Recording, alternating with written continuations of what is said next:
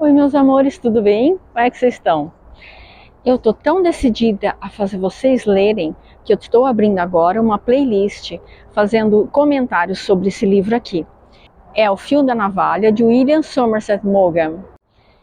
Ele foi publicado em 1944 e o romance se passa na década de 20, logo após a Primeira Guerra Mundial e antes do início da Segunda. Daí a gente já pode começar a conversar sobre como a leitura já vai abrindo umas abas dentro da sua cabeça para você fazer pesquisa e fazer ampliar os seus conhecimentos. Eu estou falando aqui, por exemplo, da Primeira Guerra Mundial. Tem muita gente que não sabe o que aconteceu, como foi essa guerra. Então já tem aqui um espacinho para vocês fazerem umas pesquisas. Outra coisa que acontece nesse livro, parte dele se passa após 1929, que foi o grande craque das bolsas americanas, que foi um terror em todo os Estados Unidos e atingiu até a Europa. O meu nome é Soraya, eu sou especialista em absolutamente nada. Bom, esse é um autor inglês, ele fez muito sucesso no meados do século XX, foi um grande autor. E ele escreveu esse livro em primeira pessoa, sendo que ele participa da história também. Ele é um dos personagens. E eu vou falar aqui, já logo do comecinho do livro, que ele traz o primeiro personagem, que é o Elliot Templeton. Ele empreende um certo tempo conversando com a gente sobre como é o comportamento do Elliot, como é o caráter dele, como ele se fez na vida, o que ele fazia para viver. Enfim, tem várias características que ele vai se demorando para nos expor. Ao contrário de outros livros que tem muita parte descritiva do ambiente, então vai descrever o castelo ou a casa, então você tem páginas e páginas desse tipo de descrição. Aqui ele se detém nas pessoas, então ele vai descrevendo como é a aparência da pessoa e principalmente o caráter, como ela se comporta. É um outro tipo de abordagem, outro tipo de descrição. Ele foca então nas pessoas. O primeiro deles, como eu já falei, é o Elliot Templeton. Quem é esse cara? Bom, era um americano de uma família de classe média que vai para a Europa. Lembrando, tá, antes que eu me esqueça, esse livro aqui, ele se passa na década de 20, entre 20 e 30 e pouquinhos. Ele vai pegar dois momentos históricos da nossa civilização. O final da Primeira Guerra Mundial, que termina em 1918, e depois o período logo após o grande crash das bolsas de valores americanas, em 1929. Então aqui já tem dois pontos para vocês pesquisarem a respeito, se vocês têm interesse de saber um pouco mais. E esse é um outro ponto interessante na leitura de bons livros. Eles vão abrindo umas abas na nossa vida. Você vai se interessando também por ampliar as suas pesquisas e o seu conhecimento. Porque se você sabe mais sobre a Primeira Guerra Mundial e sobre o que aconteceu em 1929, você entende melhor qual que é o drama e o comportamento das pessoas aqui no livro. Você começa a ter mais empatia e uma conexão maior com os personagens. Viu só? Se dê ao leitor a impressão de que Elliot Templeton era um tipo desprezível, cometia uma injustiça. Ele era, em primeiro lugar, aquilo que os franceses chamam de serviciable, palavra para a qual, pelo que me consta, não existe equivalente na língua inglesa. O dicionário me ensina que serviceable, no sentido de prestadio, obsequioso e amável, é arcaico. Elliot era justamente isto, generoso também. Embora no princípio de sua carreira, movido pelo interesse, houvesse provavelmente cumulado seus conhecidos de flores, doces e presentes, continuava a agir da mesma forma quando isto já não era necessário. Sentia prazer em dar. Hospitaleiro também. Seu cozinheiro não tinha em Paris quem o superasse.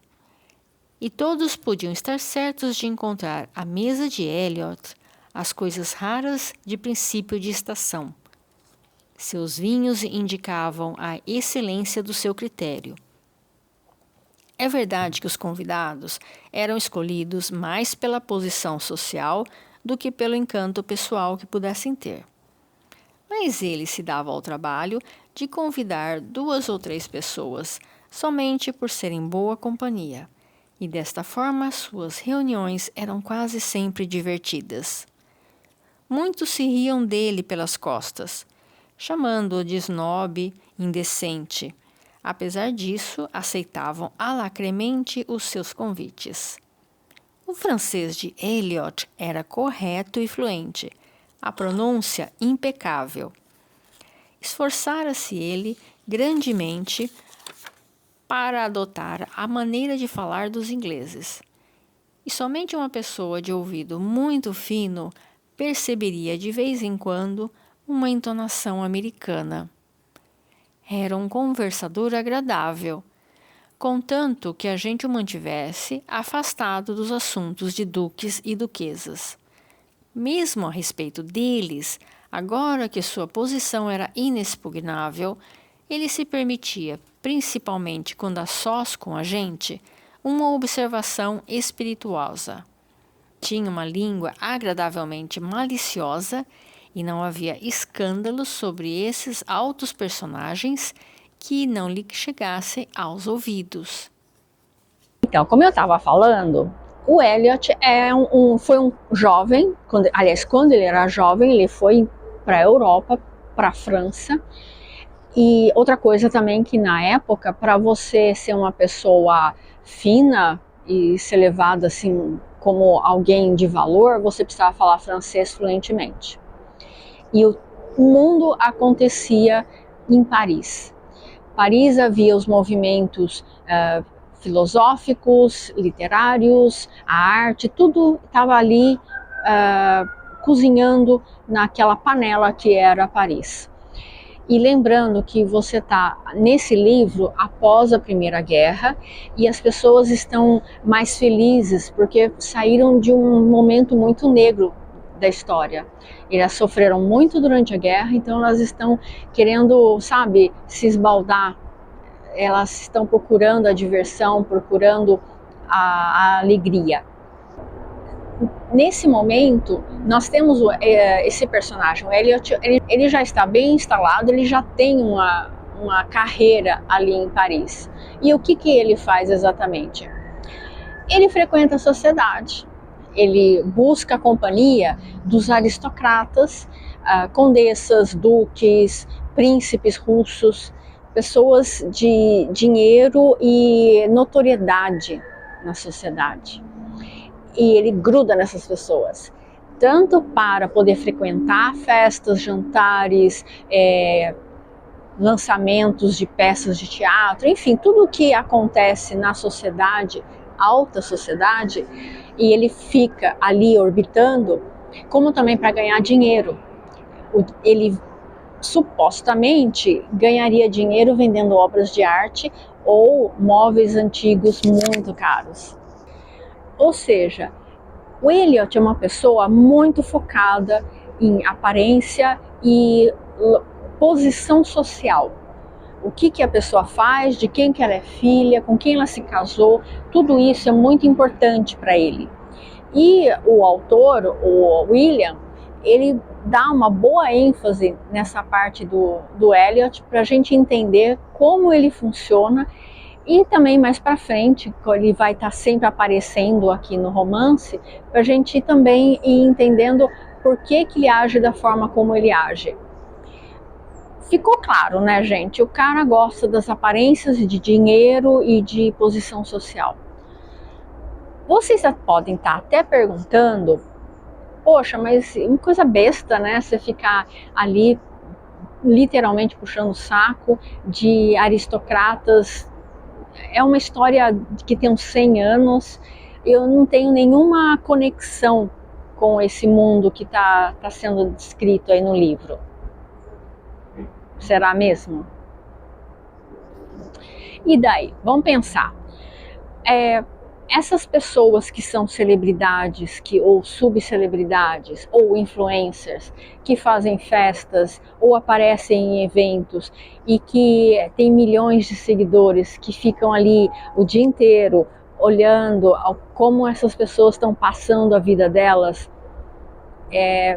qual que é a grande diferença entre elas e essas antigas princesas e condessas do livro?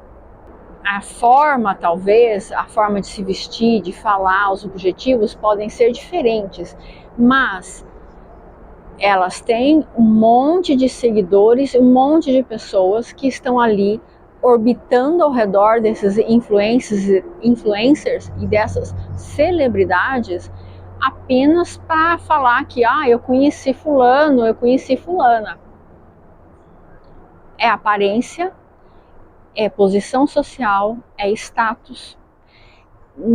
Às vezes também é dinheiro, porque você está ali no meio, você também consegue algumas oportunidades, tanto de trabalho ou mesmo de divulgação da sua pessoa, certo?